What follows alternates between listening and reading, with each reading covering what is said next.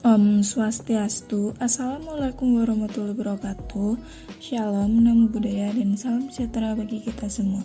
Kami dari kelompok 6 Ekonomi Publik, Program Studi Ekonomi Pembangunan, Fakultas Ekonomi dan Bisnis, Universitas Udayana, kali ini akan membahas materi mengenai konsep analisis biaya dan manfaat. Sebelum itu, izinkan saya untuk memperkenalkan anggota kelompok kami. Yang pertama, Elisa Vivi Nursila dengan NIM akhir 137, yang kedua Angelina Jolie Taslim dengan NIM akhir 145, yang ketiga Niluh Wiwi Chandrika Sari dengan NIM akhir 146, yang keempat Yohana dengan NIM akhir 157. Adapun topik pembahasan yang akan dibahas, yang pertama konsep analisis biaya dan manfaat, yang kedua metode analisis biaya dan manfaat, yang ketiga metode penilai proyek lainnya, yang keempat masalah pokok analisis. Topik pembahasan yang pertama yaitu konsep analisis biaya dan manfaat. Definisi analisis biaya manfaat. Pada dasarnya, analisis cost benefit banyak diaplikasikan pada masalah-masalah lingkungan hidup seperti adanya third party cost yang tidak termasuk third party benefit yang tidak termasuk dalam perhitungan biaya maupun harga dalam bentuk moneter atau uang. Menurut para ahli, analisis cost benefit adalah sebuah metode penaksiran kebijakan yang mengkuantifikasikan nilai akibat adanya penerapan kebijakan publik dengan tujuan untuk membantu membuat keputusan sosial secara efisien saat terjadi kegagalan pasar. Nilai yang diperhitungkan dalam analisis ini adalah nilai publik atau public value yang disediakan oleh pemerintah. Public value ini mengarahkan sebuah sektor publik agar menciptakan barang yang berkelanjutan, legitimasi, dan politik yang berkelanjutan, serta secara operasional dan administrasi dapat dilakukan. Hal ini menginterpretasikan bahwa kebijakan publik harus memiliki manfaat dan tidak terlalu mahal sehingga dapat mengarahkan apa yang harus dilakukan oleh pemerintah. Kelemahan analisis biaya manfaat. Analisis ini hanya menitikberatkan pada efisiensi penggunaan faktor produksi tanpa mempertimbangkan masalah lain seperti distribusi dan stabilitas ekonomi. Analisis ini hanya menentukan program dari segi efisiensi, sedangkan pemilihan pelaksanaan program berada di tangan pemegang kekuasaan eksekutif yang dalam memilih juga mempertimbangkan faktor lain. Fungsi analisis biaya manfaat. Cost benefit tidak hanya membantu pengambilan kebijakan untuk memilih alternatif yang terbaik dari pilihan yang ada, melainkan juga dapat membandingkan alternatif-alternatif tersebut. Analisis cost benefit masih dapat diterapkan ketika suatu proyek telah diputuskan untuk dilakukan. Yang kedua, analisis cost benefit dapat mengontrol perkembangan dari proyek yang bersangkutan pada tahun-tahun ke depan. Yang ketiga, cost benefit digunakan untuk evaluasi suatu proyek yang telah selesai dikerjakan.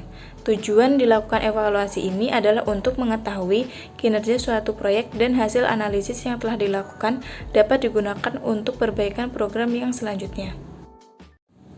Dalam pengembangan ekonomi suatu wilayah, analisis utama yang harus dikedepankan oleh pemerintah daerah adalah sejauh mana kontribusi suatu proyek dalam komunitas dan ekonomi lokal suatu wilayah. Secara umum, cost benefit dapat membantu penggunanya untuk yang Baik, saya akan melanjutkan materi. Jadi materi yang selanjutnya adalah metode analisis biaya dan manfaat. Ada 3 metode untuk menganalisis manfaat dan biaya suatu proyek, yaitu yang pertama adalah metode NPB atau Net Present Benefit atau nilai bersih sekarang. Nilai bersih suatu proyek merupakan seluruh nilai dari manfaat proyek dikurangkan dengan biaya proyek pada tahun yang bersangkutan dan didiskontokan dengan tingkat diskonto yang berlaku. Rumus perhitungannya dapat dilihat pada slide, di mana NPB sendiri adalah nilai bersih, yaitu manfaat dikurangi dengan biaya pada tahun ke N, lalu I sama dengan tingkat bunga, N sama dengan 1, dan M sama dengan manfaat, dan selanjutnya B sama dengan biaya. Berdasarkan metode ini, proyek yang mempunyai NPB tertinggi adalah proyek yang mendapat prioritas untuk dilaksanakan. Pemilihan proyek tergantung dari tingkat diskonto yang dipilih, Dan pemilihan tingkat diskonto haruslah mencerminkan biaya oportunitas penggunaan dana. Dan bila nilai net present benefit tersebut lebih dari 0, berarti investasi menguntungkan dan dapat diterima.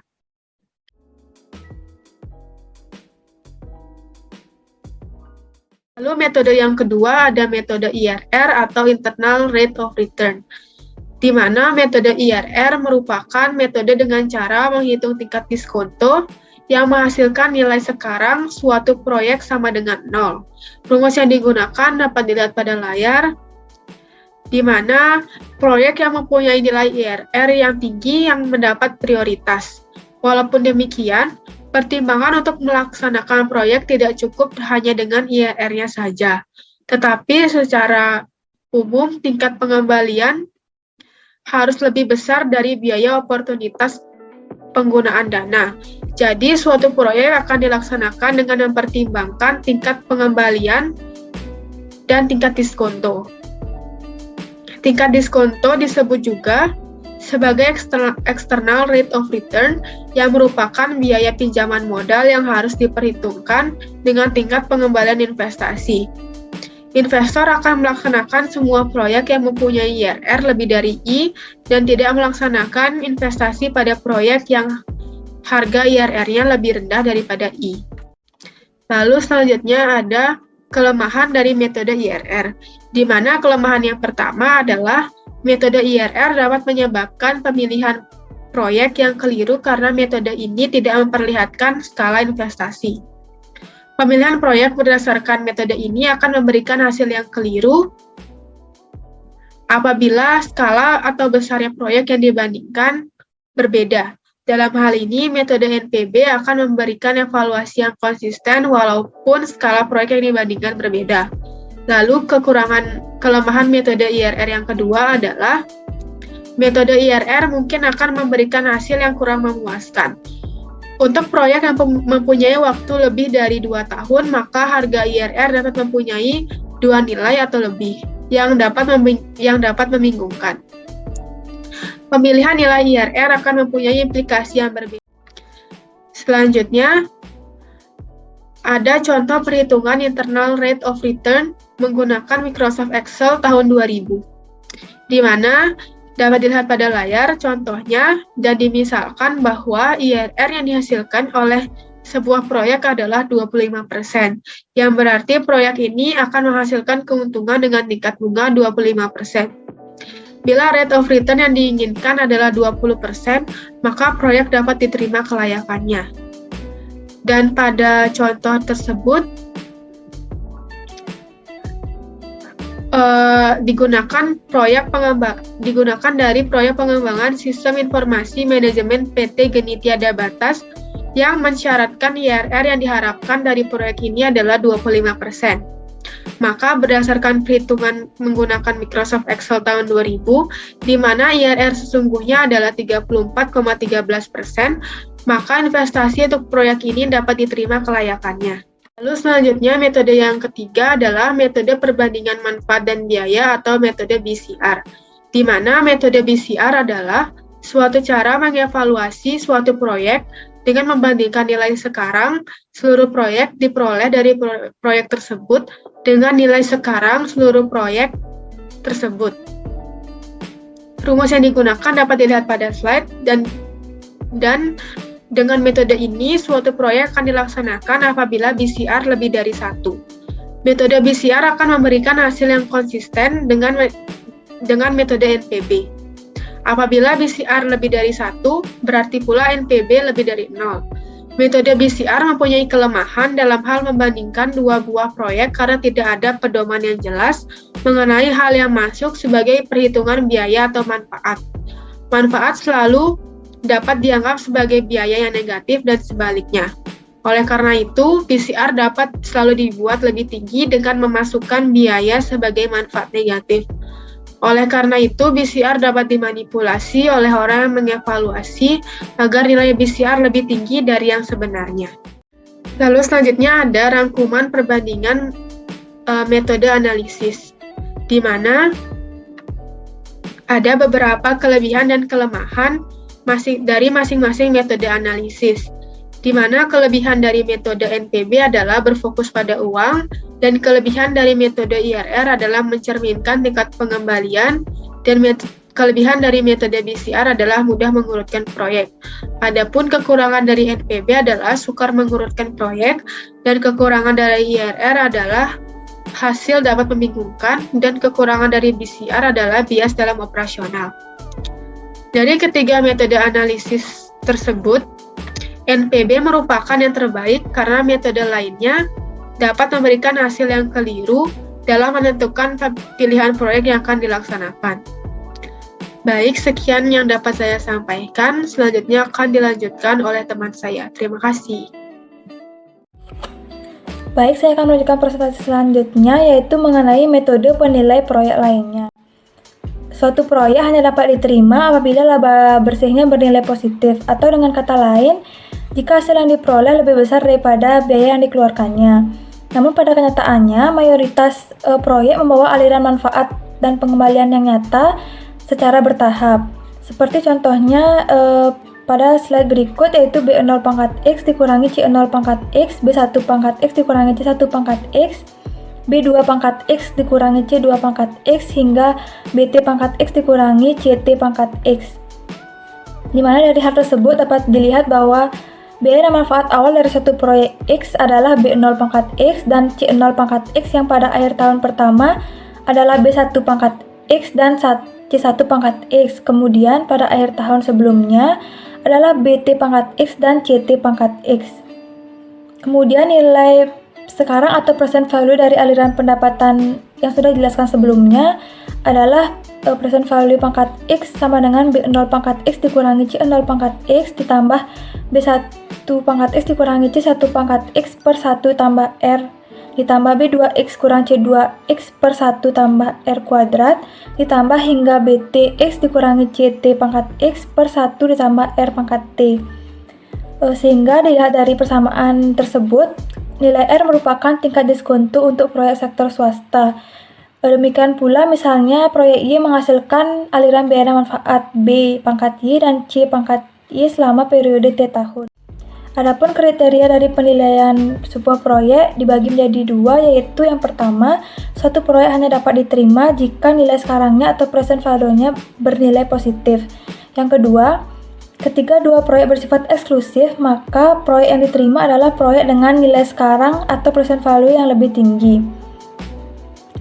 Selain itu, kriteria penilaian dari present value adalah yang pertama, apabila NPV atau net present value-nya lebih besar daripada 0, maka suatu proyek diterima. Kemudian apabila NPV atau net present value-nya lebih kecil daripada 0, maka suatu proyek dikatakan ditolak.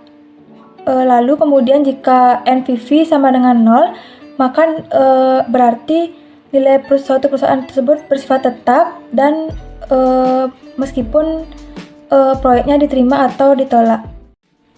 Terdapat beberapa kriteria selain present value yang digunakan untuk evaluasi proyek. Namun beberapa kriteria tersebut terkadang memberikan jawaban yang salah dan akibatnya kriteria dari present value ini lebih dipilih sehingga diperlukan pemahaman untuk memilih kriteria tersebut dan menyadari masalahnya. Untuk selanjutnya yaitu tingkat pengembalian internal, di mana tingkat pengembalian internal ini dinyatakan dengan B0 dikurangi C0 ditambah B1 dikurangi C1 per 1 tambah rho ditambah B2 kurang C2 per 1 tambah rho pangkat 2 hingga BT dikurang CT per 1 tambah rho pangkat T sama dengan 0, di mana rho ini merupakan simbol dari tingkat pengembalian internal.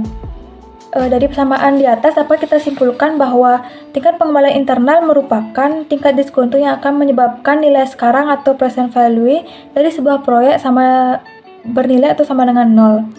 Kemudian kriteria komparatif yang sesuai adalah apabila dua proyek eksklusif, maka keduanya dapat diterima dan memilih salah satu yang nilainya lebih tinggi.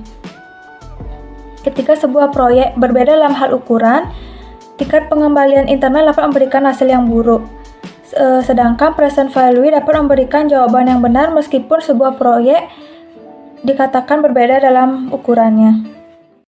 Untuk selanjutnya yaitu terdapat rasio biaya manfaat, di mana rasio biaya manfaat ini dinyatakan dengan BC. Selain itu, dalam penerimaannya, rasio dari manfaat mensyaratkan rasio biaya manfaat dari suatu proyek harus lebih daripada 1.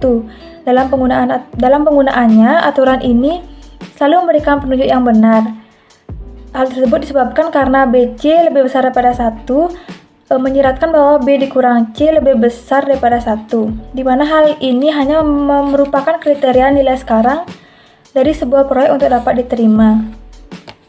Dengan klasifikasi rasio biaya manfaat yang bijak, maka suatu proyek dapat diterima dan akan menghasilkan penerimaan yang tinggi. Akan tapi hal ini biasanya menyebabkan sifat yang sewenang-wenang, sedangkan hal buruk tersebut tidak akan berpengaruh pada kriteria present value yang didasarkan pada perbedaan antara biaya dan manfaat daripada rasio, sehingga dapat kita simpulkan bahwa tingkat pengembalian internal dan rasio biaya manfaat dapat mengakibatkan pengambilan keputusan yang salah. Untuk selanjutnya ada payback period, di mana payback period adalah suatu kriteria penilaian investasi untuk jangka waktu yang panjang yang diperlukan untuk mengembalikan seluruh investasi di dalam suatu proyek, di mana payback period ini memiliki fungsi untuk dapat menghitung waktu yang diperlukan untuk bisa mengunci pengeluaran investasi dengan menggunakan arus kas bersih. Apabila net present value lebih besar daripada 0, rasio biaya manfaat lebih besar daripada 1, dan tingkat pengembalian internal lebih besar daripada 1, maka suatu proyek dikatakan layak untuk dijalankan. Selanjutnya akan saya bawakan tentang materi masalah pokok analisis. Yang pertama itu keadaan monopoli. Harga monopoli mencerminkan nilai barang atau input bagi konsumen, sedangkan biaya produksi marginal menunjukkan tambahan biaya karena tambahan output. Harga mana yang digunakan dalam evaluasi proyek pemerintah tergantung dari dampak penggunaan input dalam proyek tersebut. Apabila dengan digunakannya suatu barang sebagai input dalam suatu proyek pemerintah menyebabkan proyek barang tersebut bertambah sebanyak input yang digunakan dalam proyek pemerintah, maka biaya oportunitas masyarakat adalah nilai dari tambahan input yang digunakan untuk menghasilkan tambahan barang tersebut, yakni biaya produksi marginal. Sebaliknya, apabila jumlah barang di pasar tidak bertambah, maka nilai input pada proyek pemerintah adalah harga pasar, karena penggunaan input tersebut dalam proyek pemerintah bersaing dengan konsumen lainnya yang memenuhi barang tersebut menurut harga pasar. Apabila dampak penggunaan input di pasar proyek pemerintah merupakan kombinasi kedua dampak di atas, maka penentuan harga input untuk tujuan evaluasi proyek adalah dengan menggunakan bobot antara harga pasar dan biaya produksi marginal. Yang kedua, adanya pajak. Apabila suatu barang dikenakan pajak, maka harga yang dibayar oleh pembeli lebih tinggi daripada harga diterima produsen, karena sebagian harga dibayarkan kepada pemerintah. Jika jumlah produksi meningkat, maka yang dipakai adalah harga yang diterima produsen. Sedangkan jumlah barang atau input diperkirakan tidak akan bertambah, maka harga pasarlah yang dipakai. Selanjutnya, pengangguran. Analisis biaya manfaat. Analisis biaya dan manfaat pada umumnya didasarkan pada suatu asumsi bahwa semua faktor produksi telah digunakan sepenuhnya. Suatu proyek mungkin menggunakan tenaga kerja yang menganggur dengan tak dikehendaki. Karena penggunaan tenaga kerja yang sedang menganggur ini tidak menyebabkan berkurangnya produksi barang dan jasa lain dalam harga tersebut, maka upah yang mereka terima tidak mencerminkan biaya oportunitas penggunaan tenaga kerja yang nilainya lebih rendah daripada upah yang diterima apabila terdapat pengangguran tak dikehendaki. Yang ketiga, surplus konsumen. Skala proyek-proyek pemerintah ada yang besar, ada juga yang kecil. Pada proyek-proyek yang skalanya kecil, pembangunannya tidak akan mempengaruhi harga barang atau output yang dihasilkan proyek tersebut. Sedangkan pada proyek-proyek yang skalanya besar, tambahan output atau barang akan menurunkan harga barang tersebut di pasar, dan ini menimbulkan masalah dalam perhitungan manfaat suatu proyek pemerintah. Misalnya, suatu besar yang dibangun pemerintah akan dapat mengairi area yang sangat luas sehingga menyebabkan produksi pangan naik. dan jumlah yang besar karena kenaikan penawaran pangan dalam jumlah yang sangat besar akan menyebabkan harga pasar turun. Pada proyek skala yang besar, evaluasi manfaat proyek tersebut harus dilakukan dengan mengukur surplus konsumen. Yang keempat, pemilihan tingkat diskonto atau bunga. Masalah lainnya yang juga penting menentukan tingkat bunga. Dari analisis di atas kita mengetahui bahwa penentuan tingkat bunga merupakan suatu hal yang sangat penting karena dilaksanakan suatu proyek sangat tergantung dari tingkat bunga mana yang kita pilih. Dalam kenyataannya, di masyarakat terdapat berbagai tingkat bunga, misalnya tingkat bunga tabanas, tingkat bunga deposito, dan bermacam-macam. Tingkat bunga pinjaman bank dan tingkat bunga tidak resmi yang besarnya berbeda-beda. Penentuan tingkat bunga merupakan hal yang sangat penting karena itu hasil proyek dapat berbeda-beda tergantung dari tingkat yang dipilih. Karena sulitnya menentukan tingkat diskonto sedangkan penentuan tingkat diskonto adalah hal yang sangat penting dalam evaluasi proyek, maka para ahli ekonomi menggunakan tingkat diskonto sosial yang mereka diperkirakan dengan mempertimbangkan risiko pajak dan tingkat inflasi. Sekian dari presentasi dari kami. Jika ada kesalahan kata, sengaja maupun tidak sengaja, kami mohon maaf. Terima kasih.